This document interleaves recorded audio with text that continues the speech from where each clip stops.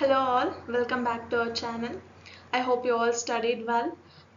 As we are very near to the examination, I wanted to discuss some important things that we should do and that we should not do in the examination hall. And some of the mistakes oftenly many students are doing and how to prevent those mistakes. Okay, so let's start with the basic one, like before the examination day, before 1 or 2 days.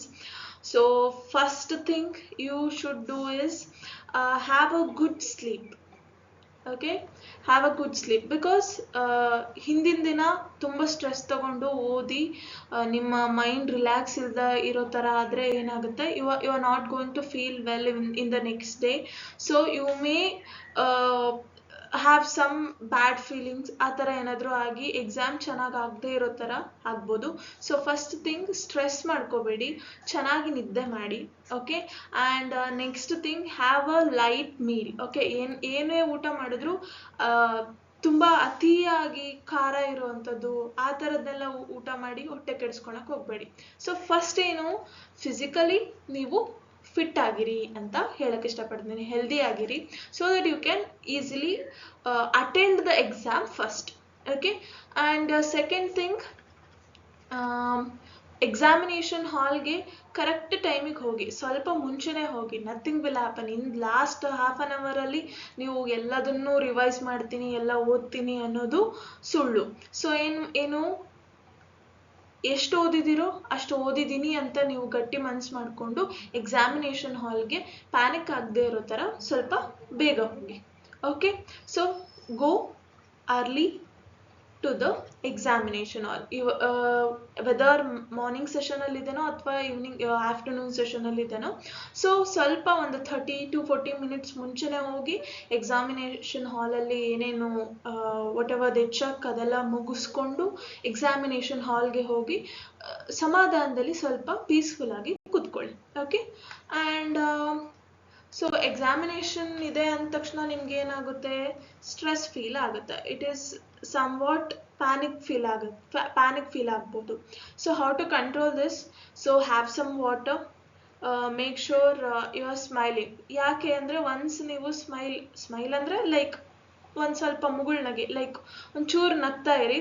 So that ಅದೊಂದು positive energy ಕೊಡುತ್ತೆ, ನಿಮಗೆ hormones ಕೂಡ ಚೆನ್ನಾಗಿ release ಆಗುತ್ತೆ. ನಿಮ್ಗೆ happy ಆಗಿರೋ ಥರ, stress ಆಗದೆ ಇರೋ ಥರ ಹಾರ್ಮೋನ್ಸು ರಿಲೀಸ್ ಆಗುತ್ತೆ. ಸೊ ಸ್ವಲ್ಪ ಚೆನ್ನಾಗಿ ಸ್ಮೈಲ್ ಮಾಡ್ತಾ ಇರಿ. ಯಾರಾದರೂ ಫ್ರೆಂಡ್ಸ್ ಇದ್ದರೆ ಅವ್ರನ್ನ ಮಾತಾಡಿಸಿ. ತುಂಬ ಎಕ್ಸಾಮ್ ಬಗ್ಗೆನೇ ಡಿಸ್ಕಸ್ ಮಾಡೋಕ್ಕೆ ಹೋಗಬೇಡಿ. Have some other conversation so that you won't get that much of stress. Okay, this is another thing you must do.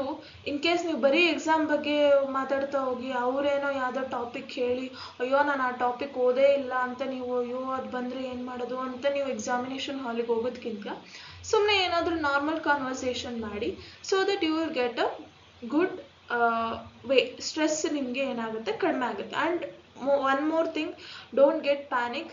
If you are feeling very like ತುಂಬ ಭಯ ಆ ಥರ ಫೀಲ್ ಆದರೆ, take a deep breath, have some water. Examination ಹಾಲ್ಗೆ ನಿಧಾನಕ್ಕೆ ಚೆನ್ನಾಗಿ ಹೋಗಿ. Okay, and next thing, another thing what I want to tell is, if you ತುಂಬ ಪ್ಯಾನಿಕ್ ಮಾಡ್ಕೊಂಡು ಹೋದರೆ ನಿಮ್ಮ ಬರೋ ಅಂಥ ಕ್ವೆಶನ್ಸು, ಆನ್ಸರ್ ಈಸಿ ಇರೋ ಕ್ವೆಶನ್ಸು ಕೂಡ ನಿಮಗೆ ಆನ್ಸರ್ ಮಾಡೋದಕ್ಕೇ ಆಗೋದಿಲ್ಲ. ಸೊ ಫ್ರೀಯಾಗಿ ಹೋದರೆ, ನಿಮ್ಮ ಮೈಂಡ್ ರಿಲ್ಯಾಕ್ಸ್ ಆಗಿದ್ದರೆ ಏನಾಗುತ್ತೆ, ನೀವು ಈಸಿಯಾಗಿ ಆನ್ಸರ್ ಮಾಡೋಕ್ಕೆ ನಿಮಗೆ ಹೆಲ್ಪ್ ಆಗುತ್ತೆ. Okay, and make sure very one of the important thing ಏನು, hall ticket and 2 ball pen ತೊಗೊಂಡೋಗಿ. It is better, black or blue, whatever which one is your comfortable. And also make sure they are good. Okay, ಮತ್ತೆ ಅಲ್ಲೋಗಿ ನೀವು tension ಆಗೋದಕ್ಕಿಂತ make sure ಇವಾಗಲೇ check ಮಾಡ್ಕೊಂಬಿಡಿ. 2 pen ತೊಗೊಳ್ಳಿ, check ಮಾಡ್ಕೊಳ್ಳಿ. ಹೊಸ ಪೆನ್ ಆದರೂ ಪರವಾಗಿಲ್ಲ, ಹಳೆ ಪೆನ್ ಆದರೂ ಪರವಾಗಿಲ್ಲ, ಚೆಕ್ ಮಾಡಿ ಚೆನ್ನಾಗಿದೆನಾ ಅಂತ. ಆ್ಯಂಡ್ ಆಲ್ಸೋ ಹೇಗಿರಬೇಕು ಅಂದರೆ ನಿಮಗೆ ಕಂಫರ್ಟಬಲ್ ಆಗಿರಬೇಕು ವರ್ಕ್ ಮಾಡೋಕ್ಕೆ, ಆ ಥರದ ಪೆನ್ನನ್ನೇ ನೀವು ಯೂಸ್ ಮಾಡಿ. ಓಕೆನಾ? ಆ್ಯಂಡ್ ಆಲ್ಸೋ ಅದ 2 pen and water bottle water bottle ಏನು better you go with a transparent water bottle so that ಅಲ್ಲಿ ಚೆಕ್ ಮಾಡಬೇಕಾದ್ರೆ ಅದನ್ನು ತರೋ ಆಗಿಲ್ಲ ಆ ಥರ ಏನು ಹೇಳದೇ ಇರೋ ಥರ ಇದ್ದರೆ better thing. And another one I D card Aadhaar card ಆಗಿರ್ಬೋದು ಅಥವಾ driving licence whatever the government issue ಮಾಡಿರುತ್ತೋ ಆ ಐ ಡಿ ಕಾರ್ಡ್ನ ತೊಗೊಂಡು ಹೋಗಿ.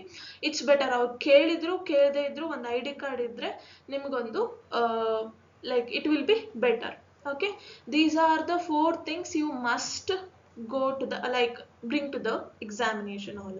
Okay, clear? And one more thing, these all things you must have: hall ticket, ball pen, and also one thing I wanted to tell, wear something which is comfortable to you. Full ready ಆಗೋಗ್ಬೇಕು ಅಂತ ಏನಿಲ್ಲ, which one is very comfortable to you ಆ ಥರ ಡ್ರೆಸ್ಸನ್ನೇ ಹಾಕೊಂಡೋಗಿ ಅಲ್ಲೋಗಿ ಮುಜುಗರ ಪಡೋ ಅವಶ್ಯಕತೆ ಇರೋದಿಲ್ಲ.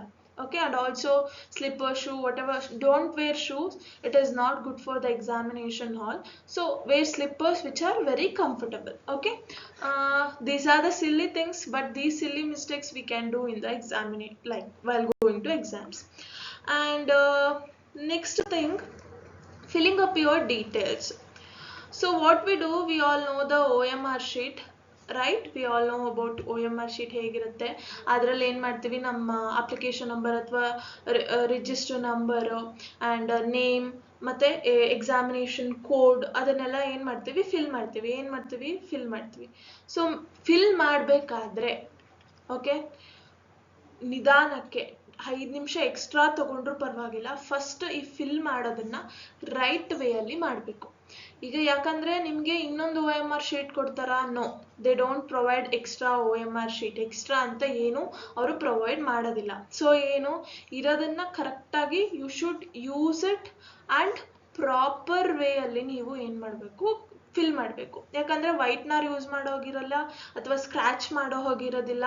ಆವಾಗ ಏನಾಗುತ್ತೆ, your exam may be you may disqualify from the exam itself. So ಏನು ಮಾಡಿರಿ, ಕರೆಕ್ಟಾಗಿ ಫಿಲ್ ಮಾಡಿ. ಓಕೆ, ಆ್ಯಂಡ್ ಈ ಥರ ಇಷ್ಟಿಷ್ಟ ಫಿಲ್ ಮಾಡೋದು ಅಥವಾ ಹಿಂಗೆ ಟಿಕ್ ಹಾಕೋದು, ಹಿಂಗೆ ಮಾಡೋದು, ಅದೆಲ್ಲ the OMR whatever while doing correction they won't take.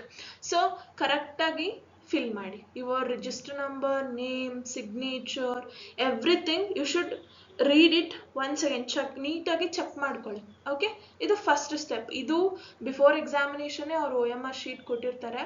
So ನೀವೇನು ಮಾಡಬೇಕು, ನಿಧಾನಕ್ಕೆ ನೋಡಿ ಮಾಡ್ಕೋಬೋದು, ಈಸಿಯಾಗೇನೆ ಮಾಡ್ಕೋಬೋದು. ಓಕೆ, ಆ್ಯಂಡ್ ಎಲ್ಲದನ್ನು ಎಕ್ಸಾಮಿನೇಷನ್ ಹಾಲಲ್ಲಿರೋ ಟೀಚರೇ ನಿಮಗೆ ಬಂದು ಹೇಳ್ತಾರೆ ಅನ್ನೋದನ್ನು, ಆ ಎಕ್ಸ್ಪೆಕ್ಟೇಷನ್ನ ಕಮ್ಮಿ ಮಾಡ್ಕೊಳ್ಳಿ. ಯಾಕಂದರೆ ಅವರು ಫಸ್ಟ್ ಟೈಮ್ ಎಕ್ಸಾಮಿನೇಷನ್ ಹಾಲಿಗೆ ಬಂದಿರ್ಬೋದು ಆ್ಯಸ್ ಅ ಇನ್ವಿಜಿಲೇಟರ್, ಅವ್ರಿಗೆ ಗೊತ್ತಿಲ್ಲದೆ ಇದ್ದರೆ. So make sure you are doing it correctly.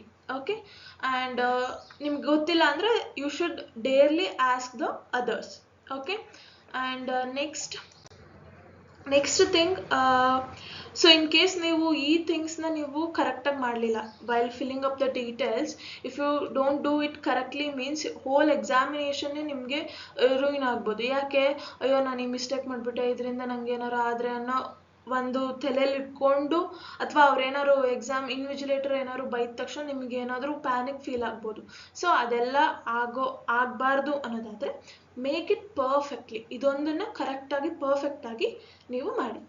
And the most important thing, okay, this is most important thing. Okay, so the thing is give 30 minutes, only 30 minutes to each subject. Okay, you must follow this if you really want to qualify, because I will tell why.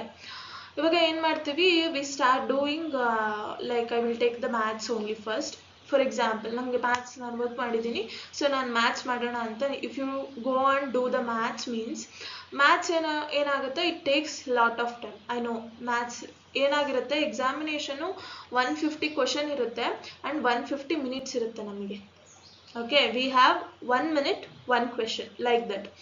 ನಾವೇನು ಮಾಡ್ತೀವಿ, maths solve ಮಾಡ್ತಾ ಇಲ್ಲೇ 1 hour spend ಮಾಡಿಬಿಡ್ತೀವಿ. So ಈ 1 hour ನಾನು 2 ಸಬ್ಜೆಕ್ಟ್ನ cover ಮಾಡಬೇಕಿತ್ತು. Okay, so best idea is, for example ಪೇಪರಲ್ಲಿ language 1, language 2, maths, science, C D P come first. Okay, so ಹಿಂಗಿದೆ ಅಂದರೆ ಲ್ಯಾಂಗ್ವೇಜ್ 1 ಏನು ಮಾಡಿ ಕಂಪ್ಲೀಟ್ ಮಾಡ್ಕೊಳ್ಳಿ, ಲ್ಯಾಂಗ್ವೇಜ್ 2 ಕಂಪ್ಲೀಟ್ ಮಾಡ್ಕೊಳ್ಳಿ. ಎಲ್ಲ ಒಂದು ಪೇಪರಿಗೂ 30 ಮಿನಿಟ್ಸ್, ಓನ್ಲಿ 30 ಮಿನಿಟ್ಸ್ ಕೊಡೋಕ್ಕೆ ಟ್ರೈ ಮಾಡಿ. ಇದಕ್ಕಿಂತ ಎಕ್ಸೆಸ್ ಆಗಿ ನೀವೇನು ಮಾಡಿಬಿಡ್ರಿ, ಕೊಡೋಕ್ಕೆ ಹೋಗಲೇಬೇಡಿ.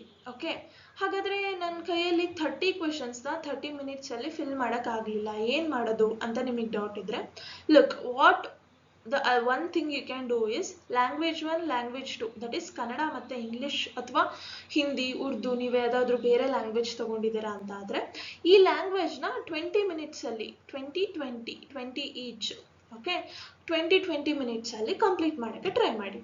ಸೊ ಹೇಗಂದರೆ ಪ್ಯಾಸೇಜ್ ಇರುತ್ತೆ, ಪ್ಯಾಸೇಜನ್ನು ಸಾಲ್ವ್ ಮಾಡಬೇಕಾದ್ರೆ ಕ್ವೆಶನ್ ಓದ್ಬಿಟ್ಟು ಅದು ಎಲ್ಲಿ ಬರುತ್ತೆ ಪ್ಯಾಸೇಜಲ್ಲಿ ಅಂತ ನೋಡಿ ನೀಟಾಗಿ ಬೇಗ ಆನ್ಸರ್ ಮಾಡೋದನ್ನು ಕಲೀರಿ. ಸೊ ಅರೌಂಡ್ 20 ಮಿನಿಟ್ಸಲ್ಲಿ ನೀವು ಲ್ಯಾಂಗ್ವೇಜಸ್ನ ಮುಗಿಸ್ಕೊಂಡ್ರೆ here from both the language you saved 20 minutes. ಈ 20 ಮಿನಿಟ್ಸ್ನ ನೀವು ಮ್ಯಾಥ್ಸಿಗೆ ಯೂಸ್ ಮಾಡ್ಕೋಬೋದು, ಅಥವಾ ಸಿ ಡಿ ಪಿ, ಸೈನ್ಸ್, ಇವು ಯಾವುದಾದ್ರೂ ಬೇರೆ ಸೋಷಿಯಲ್ ಸೈನ್ಸ್ ಸಬ್ಜೆಕ್ಟ್ಗೆ ನೀವು ಯೂಸ್ ಮಾಡ್ಕೋಬಹುದು. ಓಕೆನಾ? ಸೊ ಈ ಥರ ನೀವು ಟೈಮ್ ಮ್ಯಾನೇಜ್ಮೆಂಟ್ ಮಾಡ್ಕೋಬೇಕು. ಇಲ್ಲ ನಾನು ಮ್ಯಾಥ್ಸಲ್ಲಿ ತುಂಬ ಎಕ್ಸ್ಪರ್ಟ್ ಇದ್ದೀನಿ, ನಾನು 1 ಅವರ್ ಮಾಡಿಬಿಟ್ಟು 30 ಮಾರ್ಕ್ಸ್ ಕಂಪ್ಲೀಟ್ ತೆಗಿತೀನಿ ಅಂತ ನೀವು ಕೂತ್ರೆ ಎಕ್ಸೆಸ್ ಆಫ್ ಟೈಮಿಂಗ್ಸ್ ಹೋಗುತ್ತೆ. ಆವಾಗ ನೀವು ಲ್ಯಾಂಗ್ವೇಜು 1, ಲ್ಯಾಂಗ್ವೇಜ್ 2 ಅಲ್ಲಿ ಸಿಂಪಲ್ ಪ್ಯಾರಾಗ್ರಾಫಿಂದ ಬರೋವಂಥ 15 ಮಾರ್ಕ್ಸ್ನ ನೀವೇನು ಮಾಡ್ಕೊಂಡ್ಬಿಡ್ತೀರಾ, ಲೂಸ್ ಮಾಡ್ಕೋತೀರಾ. ಅಂದರೆ ಈಸಿಯಾಗಿ ಬರೋವಂಥ 15 ಮಾರ್ಕ್ಸ್ನ ಬಿಟ್ಟು ಕಷ್ಟವಾಗಿರುವಂಥ ಮ್ಯಾಥ್ಸಲ್ಲಿ ಲೈಕ್ ಇವು ಸಾಲ್ವ್ ಮಾಡ್ತಾರೆ, ಕಷ್ಟ ಅನ್ನೋಕ್ಕಿಂತ ಟೈಮ್ ಜಾಸ್ತಿ ತಗೊಳ್ಳೋವಂಥ ಒಂದು ಸಬ್ಜೆಕ್ಟಲ್ಲಿ ನೀವೇನು ಮಾಡ್ತೀರಾ, ಟೈಮ್ ಸ್ಪೆಂಡ್ ಮಾಡಿಬಿಡ್ತೀರಾ. ಅದ್ರ ಬದಲಾಗಿ ಓಕೆ ಮ್ಯಾಥ್ಸ್ ನಾನು ಒಂದು 20 ಕ್ವೆಶನ್ ಸಾಲ್ವ್ ಮಾಡಿದ್ದೀನಿ, ಇನ್ನು 10 ಕ್ವೆಶನ್ಸ್ ಇದೆ, ಬಟ್ ಲ್ಯಾಂಗ್ವೇಜ್ 1, ಲ್ಯಾಂಗ್ವೇಜ್ 2 ಅಲ್ಲಿ ಎಲ್ಲ ಮಾಡಿದ್ದೀನಿ ಅಂತ ಆದರೆ ಒಂದು ಟೈಮ್ ಮ್ಯಾನೇಜ್ ಆಗುತ್ತೆ first thing. Another thing is marks ಕೂಡ ಹೀಗೆ ಚೆನ್ನಾಗಿ ಸ್ಕೋರ್ ಆಗುತ್ತೆ. ಓಕೆ, ಆ್ಯಂಡ್ ಒಂದೆರಡು ಕ್ವೆಶನ್ ಬಿಟ್ಟ ತಕ್ಷಣ ಲೈಕ್ ಅಯ್ಯೋ ನಾನು ಯಾಕೆ ಹಿಂಗೆಲ್ಲ ಬಿಟ್ಬಿಟ್ಟೆ ಈ ಸಬ್ಜೆಕ್ಟ್ದು, ನೆಕ್ಸ್ಟು ಹಿಂಗೆ ಆದರೆ ಆ ಥರ ಫೀಲಿಂಗ್ ಎಲ್ಲ ಇಟ್ಕೊಳಕ್ಕೆ ಹೋಗಬೇಡಿ. Okay, and one more thing, ಯಾವ ಕ್ವೆಶನನ್ನು ಬಿಟ್ಟು ಬರಬೇಡಿ. ಯಾಕೆ? ನೆಗೆಟಿವ್ ಮಾರ್ಕ್ಸ್ ಏನಿಲ್ಲ. ಓಕೆ, ನೆಗೆಟಿವ್ ಮಾರ್ಕ್ಸ್ ಇಲ್ಲ. ಲಾಸ್ಟ್ 1 ಮಿನಿಟಲ್ಲೂ ಈ ಕ್ವೆಶನ್ ಬಿಟ್ಟಿದ್ದೀನಿ ಅಂದರೆ ಕ್ವೆಶನ್ ನೋಡದೇ ಇದ್ರೂ ಪರವಾಗಿಲ್ಲ, ಅಥವಾ ನೋಡಿ ಈ ಆನ್ಸರ್ ಇರಬಹುದು ಅಂತ ಗೆಸ್ ಮಾಡಿ ಬೇಕಿದ್ರೆ ನೀವು ಫಿಲಪ್ ಮಾಡಿ, ಬಟ್ ಫಿಲಪ್ ಮಾಡದೇ ಇರೋ ಥರ ಬರಬೇಡಿ. ಇನ್ ಕೇಸ್ ನೀವು ಗೆಸ್ ಮಾಡಿರೋ ಆನ್ಸರ್ ಕರೆಕ್ಟ್ ಇದ್ದರೆ you get 1 marks, right? So no need to, ಅಕಸ್ಮಾತ್ ಬರಲಿಲ್ಲ ಅಂದರೆ ನಿಮಗೆ ಗೊತ್ತಿರಲಿಲ್ಲ, ಬರಲಿಲ್ಲ ಅಂತ ಅನ್ಕೋಬೋದು. ಓಕೆನಾ? So attend all the questions. Okay, attend all the questions because we don't have the negative marks, so you can easily like you can fill it in the last minute also if you want to, like make sure you are filling it. Okay, and ಕೆಲವೊಂದು ಸರಿ ಮಧ್ಯದಲ್ಲಿ ಕೆಲವೊಂದು questions ಗೊತ್ತೇ ಆಗ್ತಿಲ್ಲ ಅಂದಾಗ ಅವನ್ನ ಬಿಟ್ಟು next ಕ್ವೆಶನನ್ನು solve ಮಾಡಿಕೊಂಡು ಲಾಸ್ಟಲ್ಲಿ ಏನು ಮಾಡಿ ಆ ಕ್ವೆಶನ್ಸ್ಗೆ ಫಿಲ್ ಮಾಡೋಕ್ಕೆ ಟ್ರೈ ಮಾಡ್ಕೊಳ್ಳಿ. Okay, so this is a most important thing. Only give 30 minutes to the each subject.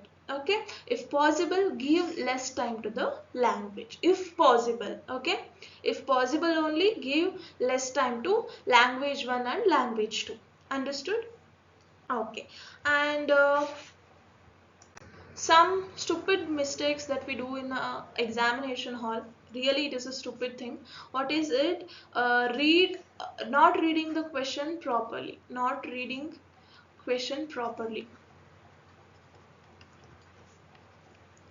So what we do, ಹರಿಬರಿಯಲ್ಲಿ ಕ್ವೆಶನ್ಸ್ನ ರಾಂಗ್ ಓದ್ಬಿಟ್ಟು ಆಪ್ಷನ್ಸ್ನ ಟಿಕ್ ಮಾಡಿಬಿಡ್ತೀವಿ. ಅದು ತಪ್ಪಾಗಿರುತ್ತೆ. ಅಯ್ಯೋ ನಾನು ಇದು ಕರೆಕ್ಟ್ ಅಂದ್ಕೊಂಡಿದ್ನಲ್ಲ. ಈ ಥರ ಮಾಡೋಕ್ಕಿಂತ take a breath, take a time and look at the questions properly. Sometimes ಏನಾಗಿರುತ್ತೆ, ನಾಟ್ ಅಂತ ಮೆನ್ಷನ್ ಮಾಡಿರ್ತಾರೆ, ಅದ್ರ ಬದಲು ನಾವು ಬೇರೆ ಏನೋ ಆಪ್ಷನ್ನ ಟಿಕ್ ಮಾಡಿಬಿಡ್ತೀವಿ.